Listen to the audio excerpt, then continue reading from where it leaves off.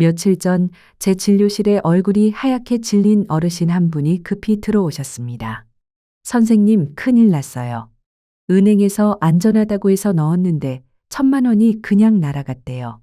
그 말을 듣는 순간 저는 숨을 멈출 수밖에 없었습니다. 그분이 말씀하신 건 보험도 예금도 아닌 ELS라는 상품이었습니다. 이웃 김 할머니도 박 아저씨도 똑같이 말하셨습니다. 설명 들을 땐 괜찮아 보였는데 나중에 보니 보호가 안 된대요. 문제는 그분들만의 이야기가 아니라는 겁니다.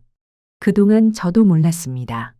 예금자 보호, 청약 통장, 우체국 보장 그리고 금융대리업 제도까지. 겉으로는 다 똑같아 보여도 알고 보면 지켜지지 않는 돈이 있었습니다. 당신의 통장은 과연 안전한가요? 그 통장, 지금 그대로 두셔도 괜찮은 걸까요? 궁금한 점이나 비슷한 경험이 있으시다면 댓글로 나눠주세요. 당신의 안정적인 삶을 돕기 위해 저희는 이 자리에 있습니다. 그리고 지금 민지 채널을 구독하시고 꼭 알아야 할 복지 정보를 빠짐없이 받아보세요. 요즘 들어 진료실에 오시는 어르신들께서 종종 이런 말씀을 하십니다. 선생님, 농협 통장 하나면 다 되는 거 아니에요? 그럴 때마다 저는 잠시 말문이 막힙니다. 사실 저도 그랬거든요. 월급도 농협, 연금도 농협, 아이들 용돈도 농협으로 보내고 마트에서 장볼 때조차 농협 카드만 써왔습니다. 그런데 어느 날 뉴스를 보다가 문득 머릿속이 복잡해졌습니다. 7월부터 제도가 바뀐다. 청약 통장이 위험하다. 예금자 보호가 달라진다.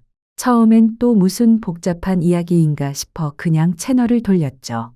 하지만 며칠 뒤 동네 시장에서 뵌 한 할머님 말씀이 제 마음을 콕 찔렀습니다. 나는 농협 통장 하나면 다 되는데 이걸 왜 바꿔야 한다는 거야? 그 목소리에는 수십 년간 한 길만 걸어오신 분의 믿음과 서운함이 섞여 있었습니다. 저 역시 마찬가지였기에 더 깊이 공감이 됐습니다.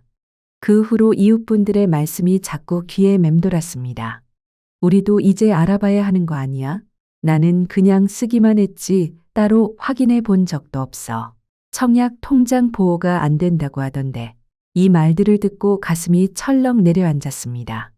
혹시 저처럼 그냥 그대로 두면 되는 거지라고 생각하셨던 분 계시지 않나요? 저도 정확히 그랬습니다. 하지만 이젠 세상이 많이 바뀌었고 아무것도 하지 않은 채 내버려두는 것만으로는 지킬 수 없는 시대가 되었습니다.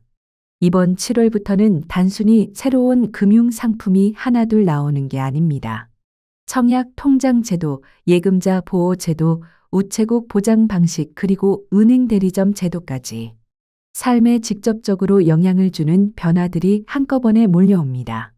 특히 오랫동안 청약 통장을 유지해 오신 분들, 한 은행에 수천만 원 이상을 맡겨두신 분들, 예금자 보호의 범위를 명확히 모르고 계신 분들이라면 이번 변화가 내 자산에 어떤 영향을 줄 수 있을지 반드시 미리 확인하셔야 합니다. 제도는 생각보다 복잡합니다. 하지만 복잡하다고 외면하고 지나치면 정작 피해는 내가 감당하게 됩니다. 그러니 지금 이 시점에서 정확한 정보를 알고 필요한 조치를 준비하는 것이 무엇보다 중요합니다. 60년 넘게 살면서 저는 늘 그렇게 생각해 왔습니다. 은행 일은 복잡하니까 직원이 하라는 대로만 하면 되고 통장에 돈만 잘 들어 있으면 되는 거지. 하지만 이제는 정말 그런 생각만으론 안 되는 세상이 된 것 같습니다. 정말입니다. 이제는 가만히 두면 오히려 손해를 보는 시대가 되어버렸습니다. 청약 통장을 전환하지 않으면 불이익을 볼 수 있다고 하고 예금자 보호 한도도 달라진다고 하며 우체국은 전액 보장인데 구조가 아예 다르다고 합니다. 게다가 기존 은행을 대신할 새로운 제도까지 생긴다고 하니 이 모든 변화가 올해 하반기부터 시작된다는 사실이 저를 더욱 긴장하게 만들었습니다. 말 그대로 긴급 상황이었습니다. 그래서 저는 직접 공부를 시작했습니다. 은행에도 가보고 인터넷도 뒤져보고 지인들에게 하나하나 물어보며 정리를 해봤습니다. 처음엔 생소하고 어려운 용어들의 머리가 아팠지만 차근차근 알아가다 보니 이런 거였구나 하고 조금씩 감이 잡히기 시작했습니다. 그런데 주변 어르신들을 보니 저처럼 혼란스러워 하시는 분들이 정말 많으시더라고요. 그래서 결심했습니다. 제가 배운 내용을 여러분과 나누기로요. 전문 용어나 어려운 말 없이 우리가 실제로 쓰고 있는 농협 통장, 우체국 통장 이야기로 시작하려고 합니다. 혹시 청약 통장 가지고 계신가요? 예전에 은행 직원이 이거 좋은 상품이에요. 만들어 두시면 유리해요. 라고 하던 그 통장 말입니다. 집 어딘가에 넣어두고 까맣게 잊고 계신 분들도 계실 겁니다. 그리고 그냥 두면 무조건 좋은 줄 알고 계셨죠? 저도 그랬습니다. 하지만 이번에 공부하면서 정말 놀라운 사실을 알게 됐습니다. 청약 통장이라고 다 같은 게 아니었습니다. 청약저축, 청약예금, 청약부금 이렇게 세 가지로 나뉘는데 각각 방식도 목적도 다르더라고요. 제가 가진 건 청약저축이었고 매달 일정 금액을 넣는 구조였습니다. 청약예금은 일정 금액을 한 번에 목돈으로 넣는 방식이고 청약부금은 직장에서 급여에서 자동 이체되는 방식이었습니다. 이조차 처음 알게 된 사실이었는데 더 충격적인 사실은 그 다음이었습니다. 궁금한 마음의 농협에 직접 가서 물어봤습니다. 이 청약 통장 안전한 거죠? 그런데 직원분의 얼굴이 순간 어두워지더니 이렇게 말씀하시는 겁니다. 사실 청약저축은 예금자 보호 대상이 아닙니다. 그 말을 듣는 순간 머릿속이 하얘졌습니다. 무슨 뜻인지 도무지 이해가 되지 않아 되물었습니다. 그게 무슨 뜻이에요? 직원분이 조심스럽게 답하셨습니다. 은행이 만약 파산하게 되면 그 돈은 보장받을 수 없습니다. 20년 동안 매달 10만 원씩 부어온 돈이 2,400만 원. 그런데 그 돈이 한순간에 날아갈 수도 있다니 정말 말문이 막혔습니다. 그동안 은행에서 좋은 상품이에요. 라는 말만 믿고 성실하게 부어온 돈이었는데 정작 안전하지도 않다니요. 집에 돌아와 밤새 잠을 이루지 못했습니다. 수면 패턴이 완전히 무너졌고 다음날 아침엔 두통까지 밀려오더군요. 정신을 가다듬고 다시 농협을 찾아가 자세히 물어봤습니다. 그럼 이 돈 어떻게 해야 하나요? 직원분께서는 조심스럽게 이렇게 말씀하셨습니다. 전환하시면 됩니다. 전환? 처음 듣는 말이었습니다. 그냥 통장만 새로 발급받는 건 줄 알았는데 그게 아니었습니다. 제가 가진 청약저축을 주택청약종합저축으로 바꾸는 걸 말하는데 그렇게 전환하면 예금자 보호도 받을 수 있고 청약 가능한 주택의 종류도 훨씬 다양해진다는 겁니다. 그럼 왜 진작 말씀 안 해주셨어요? 제가 되물었더니 직원분은 미안하다는 표정을 지으며 조용히 고개를 숙이셨습니다.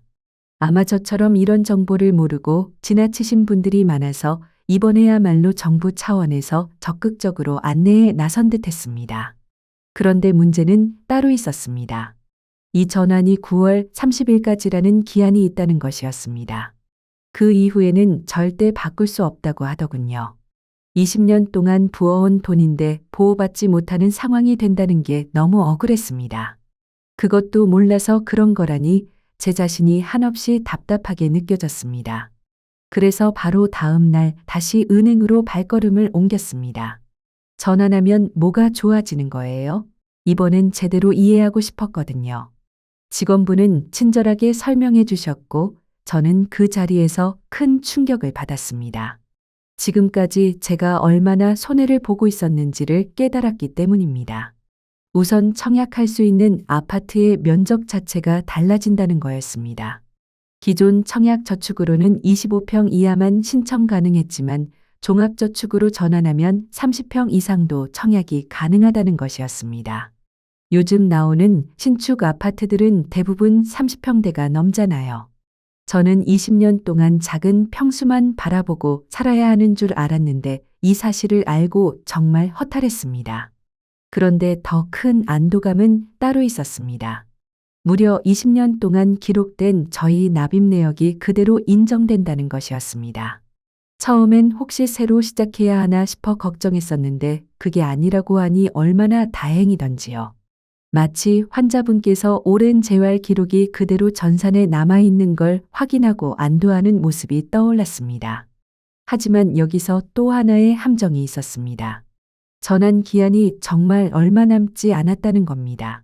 딱 3개월 9월 30일까지입니다.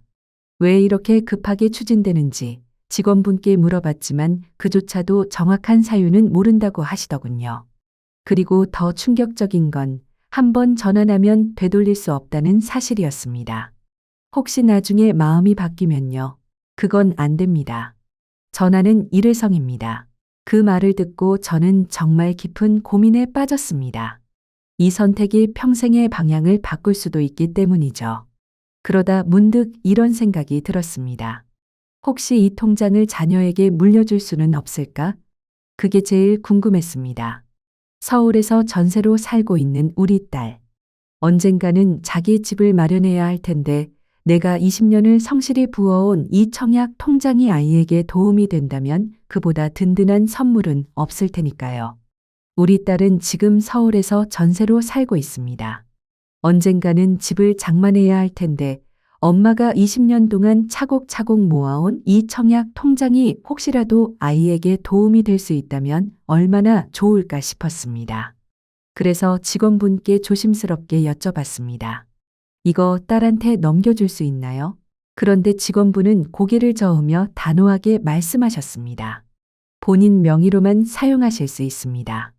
남에게 양도는 불가능합니다. 그럼 제가 사망하면요? 자금은 상속되지만 청약 자격은 소멸됩니다. 그 말을 듣고 가슴이 먹먹해졌습니다. 20년 동안 유지해온 자격이 한순간에 사라진다니 참 허무하더군요. 하지만 그 와중에도 위안이 되는 점은 있었습니다.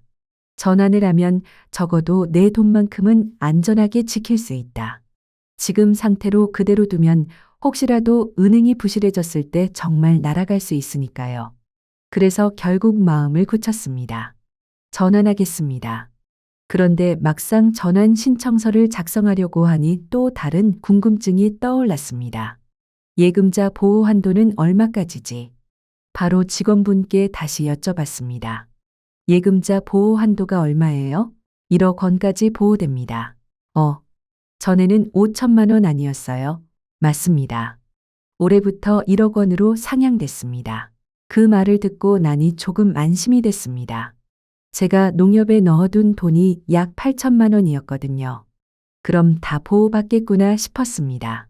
그런데 바로 그 순간 직원분이 중요한 사실을 하나 덧붙였습니다. 다만 이자 포함입니다. 이자까지요? 네. 원금과 이자를 합해서 총 1억 원까지만 보호되는 구조입니다. 순간 머릿속이 복잡해졌습니다. 제가 20년 동안 넣은 돈의 이자가 얼마나 붙었는지 한 번도 계산해 본 적이 없었거든요. 집에 돌아와 통장을 꺼내 계산기를 두드려 봤습니다. 정말 놀랐습니다. 원금이 8천만 원인데 이자까지 합치니 9,200만 원이더군요. 그나마 1억 원 안에 있어서 다행이었지만 앞으로 계속 이자가 붙을 것을 생각하니 불안함이 스멀스멀 올라왔습니다. 그런데 며칠 뒤 이보다 더 충격적인 이야기를 듣게 되었습니다. 동네 부동산에서 마주친 김 사장님께서 이렇게 말씀하셨습니다. 며칠 전 동네 부동산에서 김 사장님을 마주쳤습니다. 이야기를 나누던 중 그분께서 물으시더군요. 요즘 변액보험 하나쯤 들어두셨죠? 좋다고 하던데요. 저는 망설이다가 솔직히 말했습니다. 작년에 하나 들었어요. 보험 설계사가 괜찮다고 해서요. 월 얼마씩 넣으세요? 50만 원이요. 그 말을 듣는 순간 김 사장님의 표정이 굳어졌습니다. 그거 예금자 보호 안 되는 거 아세요? 네. 무슨 말씀이세요? 보험인데요. 그랬더니 조용히 답하시더군요. 변액보험은 투자성 상품이라서 예금자 보호 대상이 아닙니다. 그 순간 땀이 쭉 흘렀습니다. 1년 동안 600만 원을 넣었는데 그게 보호를 못 받는다니요. 불안한 마음에 곧바로 보험회사에 전화를 걸었습니다. 제가 가입한 변액보험 예금자 보호 대상인가요? 상담원은 정중하게 답했습니다. 죄송하지만 변액보험은 투자 상품이기 때문에 예금자 보호 대상이 아닙니다. 그럼 보험사가 망하면 제도는 어떻게 되나요? 투자 위험은 고객님 본인이 부담하셔야 합니다. 그 말을 듣고는 한동안 말을 잃었습니다. 보험 설계사는 안전하다고 했는데 실제로는 보호도 안 되는 상품이라니요. 이건 마치 환자에게 약을 처방하면서 부작용은 말하지 않는 것과 다름없었습니다. 다음 날 바로 은행에 가서 물어봤습니다. 어떤 상품이 예금자 보호 대상이고 어떤 건 아닌가요? 직원분께서는 상품 리스트를 보여주시며 설명해 주셨습니다. 일반 예금과 적금은 보호되지만 펀드, 주식, 변액보험은 보호 대상이 아니며 ELS 같은 상품은 아예 원금 손실 위험이 크다고 하시더군요. 그럼 저는 상품 가입할 때 뭘 확인해야 하나요? 설명서 첫 페이지에 예금자 보호 대상 여부가 명시돼 있습니다. 꼭 그 부분을 확인하셔야 해요. 그 말을 듣고 집에 돌아오자마자 제가 가입한 모든 금융 상품들을 다시 꺼내 확인해 봤습니다. 정말 무서웠습니다. 몰랐던 사이에 보호 대상이 아닌 상품이 무려 3개나 있더라고요. 화가 치밀었습니다. 그래서 집안에 있는 모든 통장을 몽땅 꺼내 놓았습니다. 농협, 국민은행, 신한은행. 그러던 중 서랍 깊숙이 먼지가 쌓인 우체국 통장이 하나 눈에 들어왔습니다. 아, 이거 있었지. 잔고를 확인해 보니 약 300만 원이 들어 있었습니다. 몇 년 전 용돈으로 넣어둔 걸 완전히 잊고 있었던 거죠. 이것도 확인해 봐야겠다 싶어 다음 날 바로 우체국에 갔습니다. 그런데 거기서 정말 놀라운 이야기를 들었습니다. 우체국 예금은 정부가 전액 보장해 드립니다. 네. 전액이요? 1억 원까지가 아니라요? 네. 금액 제한 없이 전액 보장됩니다. 10억 원도요? 네. 20억 원도 가능합니다. 그 말을 듣는 순간 저는 말 그대로 놀라 입을 다물 수 없었습니다. 은행들은 아무리 많아도 1억 원까지만 보호되는데 우체국은 전액 보장이라니요. 그럼 왜 이런 걸 사람들이 잘 모를까요? 직원분은 조용히 웃으며 말씀하셨습니다. 사실 잘 알려지지 않았어요. 우체국은 정부기관이라 예금보험공사 대신 정부가 직접 보장하거든요. 직원분이 말씀하신 대로 우체국은 예금보험공사가 아니라 정부가 직접 보장하는 구조였습니다. 인터넷에 들어가 우체국 예금법을 찾아보니 정말 그렇게 명시되어 있더군요. 정부가 전액 보장이 얼마나 든든한 말인가요? 그런데 여기서도 또 다른 현실이 기다리고 있었습니다. 바로 다음 날 다시 우체국에 가서 이렇게 여쭤봤습니다. 그럼 저도 큰 금액을 우체국으로 옮기는 게 좋을까요? 직원분은 잠시 난처한 표정을 지으시며 이렇게 말씀하셨습니다. 우체국은 상품이 많지 않아요. 그게 무슨 뜻인가요? 일반 예금, 정기예금, 정기적금 정도만 있고요. 은행처럼 펀드나 다양한 상품은 없습니다. 그제서야 알게 됐습니다. 우체국은 확실히 안전하지만 선택의 폭은 좁다는 사실을요. 그리고 또 하나 중요한 부분이 있었습니다. 바로 금리였습니다. 금리는 어떤가요? 일반적으로 은행보다는 약간 낮은 편이에요. 역시 세상에 공짜는 없더군요. 높은 안전성을 확보하는 대신 금리 일부는 포기해야 하는 구조였습니다. 그런데 집에 돌아와 천천히 생각해 보니 꼭 나쁜 선택만은 아니었습니다. 특히 저처럼 큰 금액을 안전하게 보관해야 하는 사람에게는요. 예를 들어 농협에 1억 5천만 원을 맡겼다고 생각해 보세요. 예금자 보호는 1억 원까지만 적용되니 5천만 원은 위험에 노출되는 셈입니다. 하지만 이 돈을 우체국으로 옮긴다면 1억 5천만 원 전액이 보호됩니다. 그래서 직접 계산해 봤습니다. 농협의 금리가 3.5%, 우체국은 3.0%라고 가정했을 때 5천만 원이 보호되지 않는 상황이라면 0.5%의 금리 차이쯤은 충분히 감수할 수 있다는 결론이 나왔습니다. 만약 진짜 은행이 부도나서 5천만 원을 잃게 된다면 금리 면는 의미가 없겠지요. 그래서 결심했습니다. 큰 금액은 우체국으로 옮기고 나머지 소액들은 여러 은행에 분산하여 보관하기로요. 하지만 계좌 개설을 하러 다시 우체국에 갔을 때 또 다른 문제가 있었습니다. 신분증이랑 도장 가져오셨나요? 네, 가져왔어요. 그런데 직원분이 이렇게 말씀하시더군요. 요즘 우체국 예금 신규 가입자가 많이 늘어서 처리 속도가 조금 늦을 수 있어요. 그 말을 듣고 속으로 생각했습니다. 아, 나만 이렇게 생각한 게 아니었구나. 모두들 조금이라도 더 안전한 곳을 찾고 있는 중이었던 거죠. 우체국을 나서는 길에 문득 떠오른 생각이 있었습니다. 잠깐, 나 농협에도 돈이 있고 동네 농협 지점에도 따로 적금을 넣고 있는데 이거 다 합치면 혹시 1억 원 넘는 거 아닌가. 불안한 마음에 곧바로 농협에 가서 다시 확인해 봤습니다. 저는 농협 중앙회에서 인터넷 뱅킹으로 정기예금을 들었고 이 지역 농협 지점에서도 적금을 넣고 있어요. 이거 각각 따로 보호받을 수 있나요? 직원분은 고개를 저으며 단호하게 말씀하셨습니다. 아니요. 농협은 중앙회든 지역 농협이든 모두 합산해서 1억 원까지만 보호됩니다. 네. 그게 무슨 말씀이세요? 농협은 하나의 동일 계열로 간주돼서 모든 계좌를 통합 계산합니다. 그 말을 듣고 정말 당황했습니다. 제가 중앙농협에 7천만 원, 지역농협에 4천만 원을 넣어두고 있었거든요. 합치면 1억 1천만 원, 즉 1천만 원은 보호받지 못한다는 이야기였습니다. 그럼 1천만 원은 보호받지 못한다는 거잖아요. 그 말을 들으며 마음이 무겁게 내려앉았습니다. 그럼 저는 어떻게 해야 하나요?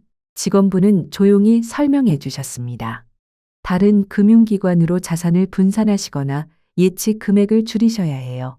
집에 돌아오는 길, 머리가 지끈거릴 정도로 복잡했습니다. 평생 농협이 가장 안전하다고 믿고 있었는데 이렇게 숨겨진 함정이 있을 줄은 정말 몰랐거든요.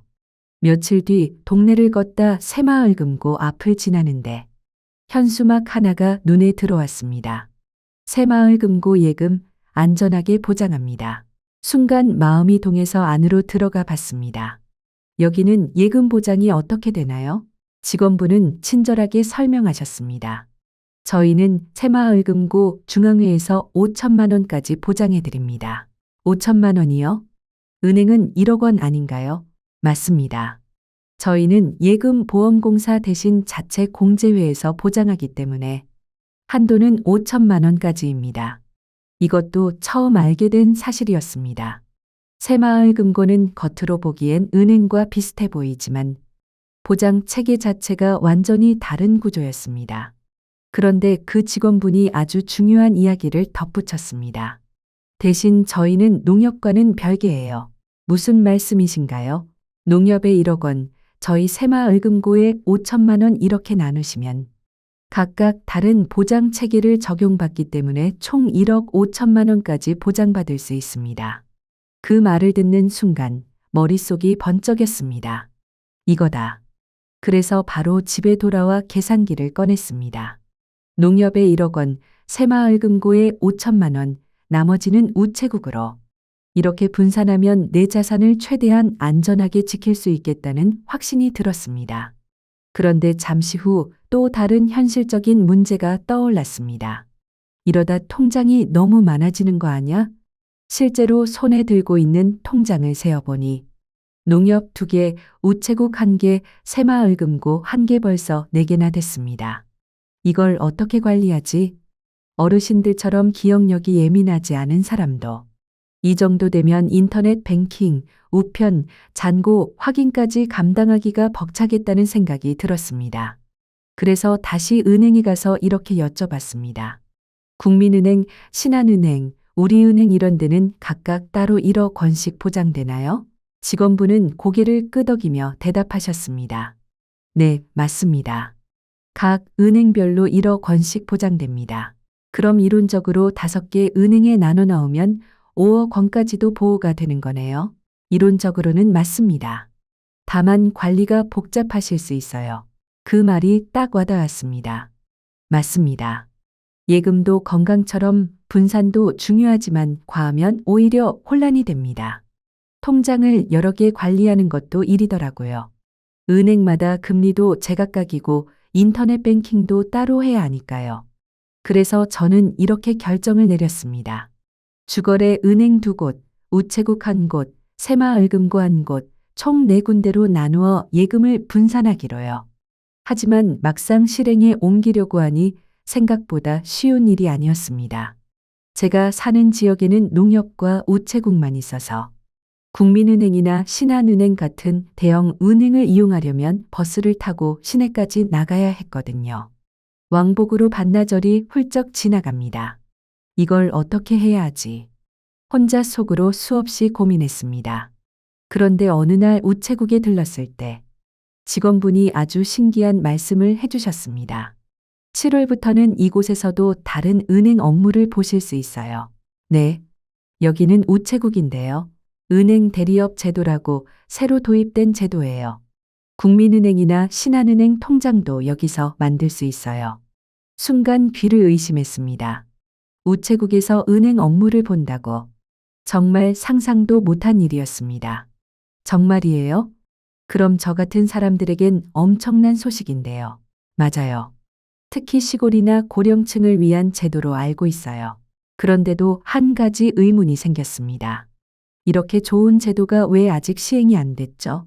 7월부터 시작된다고 들었는데 정확한 날짜는 아직 공지되지 않았어요. 그럼 지금은 안 되는 거네요? 네, 현재는 준비 중이에요. 집에 돌아와 인터넷을 검색해 보니 정말로 은행 대리업 제도라는 정책이 시행될 예정이더군요. 하나의 창구에서 여러 은행 업무를 처리할 수 있도록 하는 시스템이었습니다. 하지만 여기서 또 하나의 걱정이 생겼습니다. 정말 안전한 걸까? 혹시 예금자 보호가 제대로 안 되는 건 아닐까? 며칠 뒤 다시 우체국을 찾아가 물어봤습니다. 다른 은행 업무를 우체국에서 처리해도 안전한가요? 직원분은 확신에 찬 목소리로 답하셨습니다. 당연히 안전합니다. 우체국은 단지 대리로 접수만 하고 자금은 해당 은행에서 직접 관리합니다. 그럼 예금자 보호도 동일하게 적용되나요? 네. 예를 들어 국민은행 통장을 우체국에서 개설하셔도 국민은행 본점에서 만든 통장과 똑같은 효력이 있습니다. 그 말을 듣고서야 비로소 안심이 되었습니다. 그런데 우체국에서 어떻게 은행 업무를 보는 건가요? 우체국 직원이 해당 은행의 시스템에 직접 접속해서 대신 업무를 처리해드리는 방식입니다. 실제로 은행 창구에 오신 것처럼요. 정말 신기한 세상이 됐다는 생각이 들었습니다. 그리고 7월이 되자마자 저는 다시 우체국으로 달려갔습니다. 이제 은행 대리업 시작됐나요? 네. 어떤 은행 업무를 원하세요? 국민은행 정기예금 하나 만들고 싶어요. 신분증이랑 도장 가져오셨어요? 네, 여기 있습니다. 우체국 의자에 앉아 있는데 국민은행 통장을 만들고 있다니. 이런 날이 올 줄은 정말 몰랐습니다. 직원분이 컴퓨터로 무언가를 바쁘게 입력하시더니 이내 말씀하셨습니다. 다 됐습니다. 정말요? 이렇게 간단해요? 네. 이제 이 통장으로 국민은행 어디서든 거래하실 수 있어요. 통장을 받아보니 정말 국민은행이라고 적혀 있었습니다. 우체국에서 만들었다는 흔적은 어디에도 없었어요. 다만 여기서 한 가지 아쉬운 점이 있었습니다. 모든 은행 업무가 다 가능한가요? 아니요. 지금은 기본적인 예금 상품만 가능해요. 펀드나 대출 같은 복잡한 상품은 아직 지원되지 않습니다. 하지만 저에겐 그것만으로도 충분했습니다. 멀리 시내까지 나가지 않고도 집 앞 우체국에서 다양한 은행 상품을 접할 수 있다는 사실만으로도 말이죠. 이제는 집 앞 우체국에서 여러 은행의 통장을 만들 수 있게 됐습니다. 불과 몇 달 전만 해도 상상도 못했던 일인데 이렇게 직접 발로 뛰고 스스로 공부하다 보니 정말 많이 달라졌다는 걸 느낍니다. 예전 같았으면 은행 직원이 좋은 상품이에요 라고 하면 네, 알겠습니다 하고 도장을 찍었을 겁니다. 하지만 이제는 그렇지 않습니다. 이 상품 예금자 보호 대상인가요? 금리는 어느 정도고 수수료는 없나요? 이런 질문이 저절로 나오게 되었죠. 그런데 며칠 전 동네 슈퍼에서 정말 충격적인 장면을 목격했습니다. 김 할머니께서 울고 계셨습니다. 나 정말 큰일 났어요. 은행에서 좋다고 해서 3천만 원 넣었는데 ELS라는 상품이래요. 그런데 1,000만 원이 날아갔대요. 어머, ELS요. 그게 뭐예요? 나도 몰라요. 그냥 은행에서 안전하다고 해서. 그 말을 듣는 순간 가슴이 철렁 내려앉았습니다. 몇 달 전에 제 모습이 떠올랐습니다. 그래서 할머니 옆에 조용히 앉아 제가 그동안 배운 걸 하나하나 설명해 드렸습니다. 할머니, ELS는 예금자 보호를 받지 않는 투자 상품이에요. 기초자산에 따라 수익이 결정되기 때문에 손실 위험이 있습니다. 근데 은행에서 안전하다고 했는데 직원분도 실적 압박이 있을 수 있어요. 그러니 우리 스스로 꼭 확인해야 해요. 그 이후로 김 할머니뿐만 아니라 이웃분들이 하나둘씩 저에게 물어오기 시작했습니다. 폭식 시 청약 통장 전환은 어떻게 하는 거예요? 폭식 시 우체국 예금은 정말 안전한가요? 처음엔 제가 뭘 안다고 다들 물어보시나 싶었습니다. 하지만 설명을 드리면서 알게 됐습니다. 정말 많은 분들이 모르고 계셨다는 사실을요. 특히 우리 또래 어르신들은 은행은 믿을 만한 곳이니까 복잡한 건 다 알아서 해주겠지. 이런 믿음으로 살아오셨습니다. 하지만 이제는 시대가 바뀌었습니다. 우리가 직접 알고 스스로 판단해야 하는 시대가 온 겁니다. 그 사실을 더욱 절실히 느끼게 된 날이 있었습니다. 이웃집 박 아저씨께서 저에게 그러셨어요. 나는 그냥 은행 믿고 맡겨. 뭘 그렇게 복잡하게 생각해. 그런데 며칠 뒤 박 아저씨가 급하게 저를 찾아오셨습니다. 폭식 시 큰일 났어요. 펀드가 갑자기 30%나 떨어졌어요. 어머, 아저씨, 그거 원금 보장 상품이었나요? 저는 그런 줄 알았는데 아니래요. 박 아저씨는 평생 모은 5천만 원 중 1,500만 원을 잃을 위기에 처해 있었습니다. 정말 안타까웠습니다. 그날 저는 다시금 뼈저리게 느꼈습니다. 내 돈을 지키는 건 결국 나 자신이라는 것.